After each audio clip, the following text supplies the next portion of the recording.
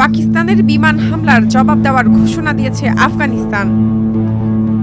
আফগানিস্তানের প্রতিরক্ষা মন্ত্রণালয়ের বরাত দিয়ে আন্তর্জাতিক সংবাদ মাধ্যম আল জাজিরা জানিয়েছে, সীমান্তবর্তী নাঙ্গারহার ও পাকতিকা প্রদেশে পাকিস্তান বিমান হামলা চালিয়েছে। এতে একটি ধর্মীয় বিদ্যালয় ও আবাসিক বাড়িঘর ক্ষতিগ্রস্ত হয়। নারী ও শিশুসহ বেশ কয়েকজন হতাহত হয়েছে বলে দাবি করেছে কাবুল। আফগান প্রতিরক্ষা মন্ত্রণালয় এক বিবৃতিতে এ হামলাকে আন্তর্জাতিক আইন ও সুপ্রতিবেশী সুলভ নীতির লঙ্ঘন বলে উল্লেখ করেছে।